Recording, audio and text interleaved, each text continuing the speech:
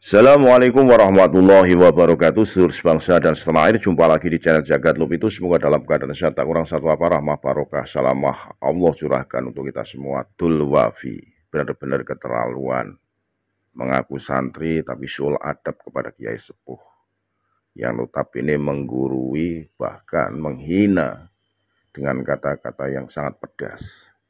Inilah bentuk orang yang sudah kena doktrin jongos, ya. Dia menggambarkan Yaman dulu atau Tarim saat ini, saat Kanjeng Nabi disamakan dengan Yaman atau Tarim saat ini. Perlu diketahui bahwa para habaib di Yaman itu pendatang, bukan asli penduduk Yaman. Sedang Nabi menceritakan itu asli penduduk Yaman. Sangat jauh apa yang disampaikan oleh Wafi. Tidak usah ndaki-ndaki, ya, menggurui seorang Kiai Haji Marzuki Mustamar, ya, bahkan sampai mengatakan Kiai Marzuki bukan orang NU atau bahkan tidak terlalu NU. Lah kamu sendiri siapa? Bahkan gurumu pun, ya, karena tidak terpilih sebagai ketua NU, bikin NU garis lurus. Apa itu NU? Bukan. No, tidak ada NU garis lurus, garis bengkok. Ingat mafia, kamu itu siapa? Terlalu. Seorang santri, ngakunya santri, tapi kalau sudah menjadi jongos budak, begitu ya, dengan kiai-kiai Nusantara. Bayi wingi sore wani mulang muruk wong tua dan kurang ajar. Sekali lagi mohon maaf dari kami Nusantara. Assalamualaikum warahmatullahi wabarakatuh. Sini Al-Fakir ingin sedikit mengkritik dan menanggapi mengenai video yang viral akhir-akhir ini dari salah seorang tokoh yang bernama Kiai Marzuki Mustamar. Beliau mengatakan bahwa ngapain kita bilang ya Tarim wa ahlaha, wahai Tarim dan penduduknya, mending kita itu membanggakan Indonesia, orang yang hafal Quran di Indonesia lebih banyak, atau semacamnya, yang seolah-olah beliau itu sangat menolak kepada orang Indonesia yang memuji-muji penduduk Tarim atau Yaman. Nah, ini bukan perkara sulit, ini perkara yang sangat mudah untuk kita cari datanya, bahwa pujian Rasulullah Shallallahu Alaihi Wasallam kepada Yaman dan penduduknya sangat banyak sekali, dan hadisnya banyak yang sahih. Dan saya kira, saya semakin yakin kenapa kemudian Kiai Marzuki Mustamar dipecat dari kepengurusan Nahdlatul Ulama. Ya karena mungkin ya, beliau tidak terlalu NU, tidak terlalu Nahdlatul Ulama. Pemahaman dasar seperti ini saja beliau tidak paham gitu loh. Jadi saya kira beliau harus banyak belajar lagi. Jangan hanya mengandalkan apa-apa yang sudah dibaca kemarin. Coba perbanyak baca lagi. Ini bukan perkara sulit soalnya. Kayak gini saja beliau tidak paham gitu loh. Pertama, kita sebutkan di dalam kitab Bughiyatul Mustarsyidin, kitab yang mu'tabar, dipakai di pesantren-pesantren besar, dan bahkan ulama Nahdlatul Ulama, ulama-ulama NU banyak yang menggunakan kitab Bughiyah. Di dalam kitab Bughiyah diterangkan secara tegas, Hadramaut mikhlafun min makhalifil Yaman al-asfal, wal mikhlaf al-qit'ah min al-iklim mushtamilah ala buldan wa mudun wa qura kathirah masyhurah bil khairi was salah wa a'zamu madaniha Tarim wa Shibam. Jadi Hadramaut adalah salah satu wilayah dari wilayah-wilayah negara Yaman bagian bawah.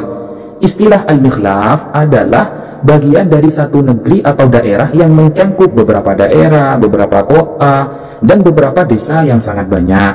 Nah, Hadramaut ini terkenal dengan kebaikan penduduknya dan kesolehan penduduknya. Nah, wa a'zamu madaniha, kota terbesarnya adalah Tarim wa Shibam. Nah, ini keterangan di dalam kitab Bughiyatul Mustarsyidin, kitab yang dipakai, yang dikaji banyak ulama dari kalangan NU, bahkan pesantren-pesantren besar, bahkan dalam bahthul masail antar pesantren sejawa dan lain sebagainya. Dan pujian Rasulullah terhadap Yaman banyak sekali, makanya wajar kalau kita itu mengagungkan Yaman, Kiai. An Abi Hurairah radhiyallahu an, Nabi sallallahu alaihi wasallam, diriwayatkan dari Abu Hurairah bahwa riwayat ini dari Rasulullah langsung, atakum ahlul Yaman hum araqu quluban wa alyanu quluban wal iman yamanun wal hikmatu yamaniyah, riwayat Imam Bukhari, hadis sahih. Kata Rasulullah, telah datang kepada kalian penduduk Yaman, mereka adalah orang yang paling lembut hatinya. Iman berada di Yaman dan hikmah ada dari Yaman, dari orang-orang Yaman.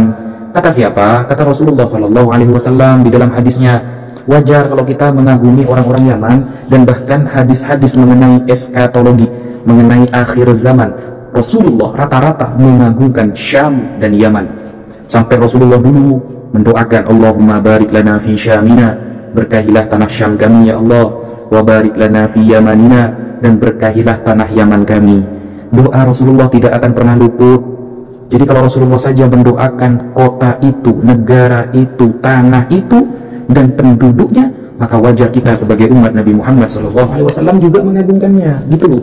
Hal seperti ini aja Kiai Marzuki Mustamar tidak paham, gitu loh. Bahkan rawa Abdul Razak Ani bin Juraij qala balagona anna tubba'an awwalu man kasal Ka'bah. Abdul Razak meriwayatkan dari Ibnu Juraij bahwa telah sampai riwayat kepada kami bahwa Tubba atau As'ad adalah orang yang pertama kali menutupi Ka'bah, menyelimuti, menggunakan dengan kiswah Ka'bah. Dia orang mana? Orang Yaman. Bahkan Rasulullah melarang kita untuk mencaci dia karena dia telah Islam. Nah, pujian Rasulullah kepada penduduk Yaman banyak sekali. Bahkan an Imran bin Husain, riwayat dari Imran bin Husain radhiyallahu an, ata ahlul Yaman Rasulullah sallallahu alaihi wasallam. Suatu ketika ada penduduk Yaman datang kepada Rasulullah. Faqalu, mereka berkata, ji'naka linatafaqquh fid din wa linas'alaka an awwali hadzal amr ma kana. Suatu saat penduduk Yaman datang kepada Rasulullah belajar agama kepada Nabi dan bertanya tentang awal penciptaan semua ini, tentang Allah pertama kali. Maka Rasulullah mengatakan, kana Allah wa lam yakun syai'un qablahu. Allah ada, Allah telah ada sebelum segala sesuatu ada. Wa kana arshuhu 'alal ma', dan arsy-Nya berada di atas air. Tsumma khalaqas samawati wal ard, kemudian Allah menciptakan langit-langit dan bumi. Wa kataba fi dzikri kulli syai', dan Allah mencatat di Lauh Mahfuz segala sesuatu. Hadis riwayat Imam Bukhari.